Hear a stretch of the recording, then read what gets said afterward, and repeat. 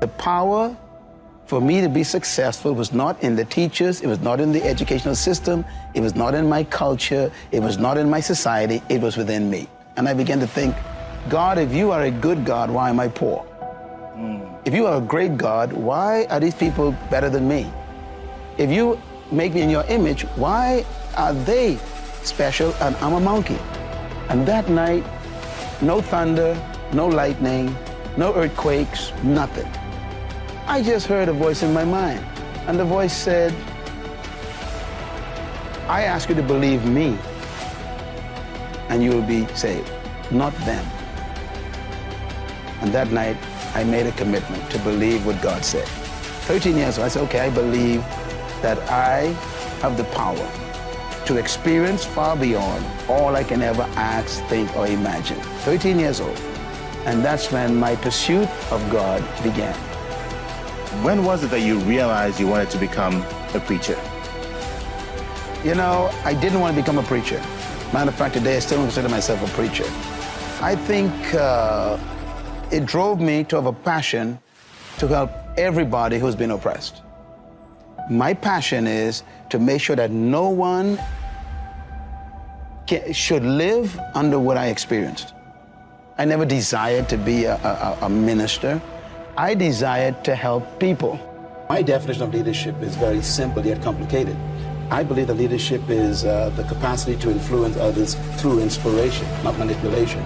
And that inspiration comes from passion, which is motivated by a sense of vision and a sense of purpose. So leadership is first personal, then it's corporate. Leadership is not something you pursue, it's something you discover. Leaders are born when a human discovers something more important than their personal ambition. Leadership is You don't pursue it? No, true leaders do not seek followers. Leaders actually are pursuing a passion toward a purpose that gives them a sense of destiny. For example, one of the greatest leaders of example that I use is Nelson Mandela, one of your great presidents. He never sought followers. Think about it. He discovered a purpose that was more important than his private preservation, his private ambition. He pursued that purpose privately. It attracted people. So leaders don't seek followers. Followers are attracted to leaders. Leaders are more concerned about discovering a purpose to improve the life of humanity that's more important than their personal ambition. So they sacrifice themselves to accomplish something for the greater good. Yeah. We find that very rare lately. Most people we call leaders are simply professional manipulators. And they actually are more concerned with their own promotion than promoting the people. Do we sit down and let change just happen to us? Or are we just watching change happening around us? Or are we aware that change is happening within us? Or are we going to be those proactive people who make sure that we affect what happens to us?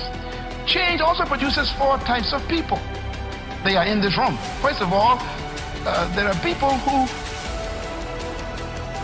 watch things happen. Now, let me say something about change. This is important here. Not all change is improvement. You used to weigh 128.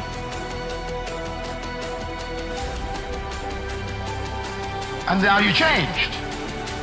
And for some of you, that's not an improvement. You lost your wardrobe. You lost your ability to climb up steps fast. You even lost the quality of health that you had.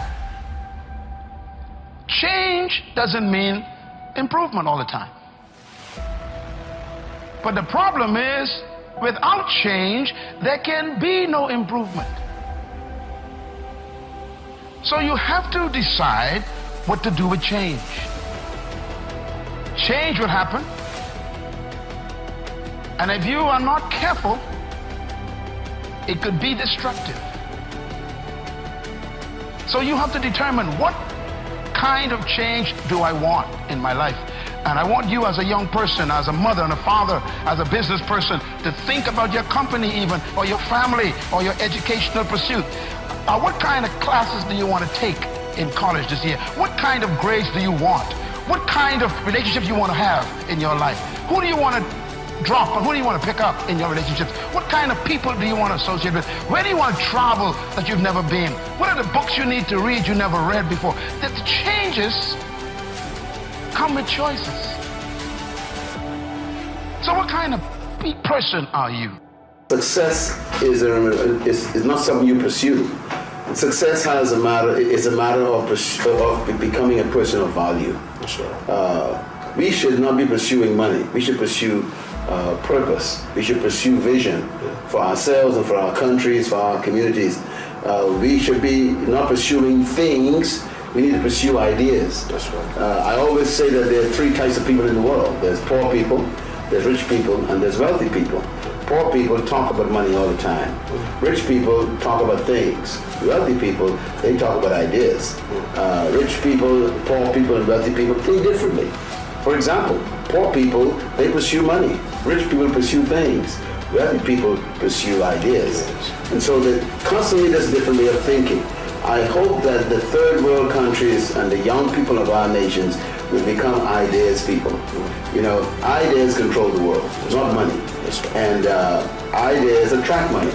So I think if we minimize this desire to get money and elevate the creativity of new ideas, we will find that financial results will naturally flow to it. Bill Gates didn't pursue money, he pursued an idea. Stephen Jobs, the late Stephen Jobs, who invented the Apple computer and the iPhone, he never went after money, he developed an idea.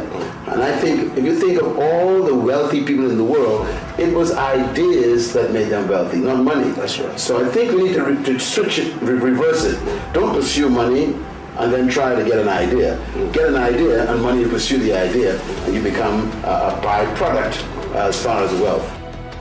Change is inevitable. Change is also the principle of life. That means everything that is alive will change. And even things that are not alive will change.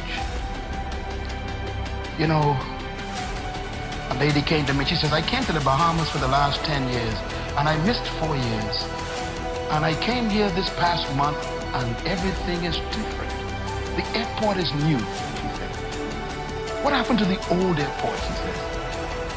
In other words, even the things not alive are changing. The way the river runs down the mountain is wearing away the mountain. You go back to that mountain 10 years later and the river is wider. Change is in creation. It's part of life. So here is the question then. Ecclesiastes chapter 3. It says, to everything there is a season, and to every purpose under heaven there is a time for it. To everything there's a season. How many things have a season? Everything. This is one of the best news I ever got in my life. When I understood this, I was a teenager and it changed my life.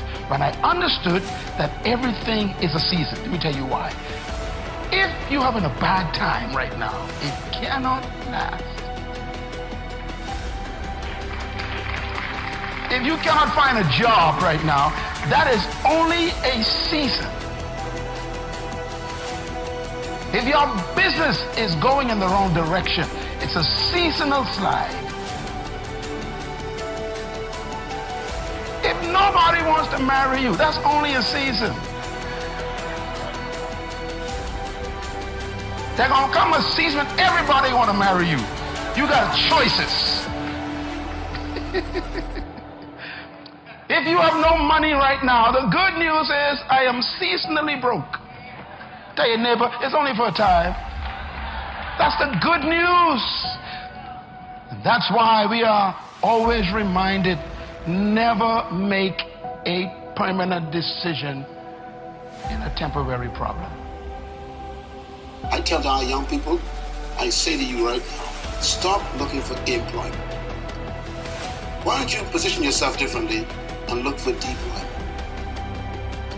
To be employed means that somebody else is benefiting from your energy. To deploy yourself means that you are using your own energy to be productive. So instead of waiting for someone to give you a job, create your own work. That's why I tell people there's a difference between your work and your job. Your job is what they train you to do. Your work is what you were born to do. Your job is your skill, which they can fire you from at any time.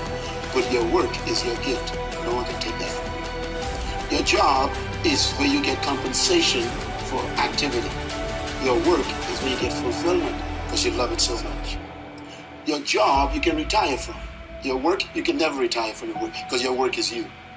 So when a person discovers their work, they no longer need a job because their work makes them productive. So there are young people in this country who are full of talents, full of gifts.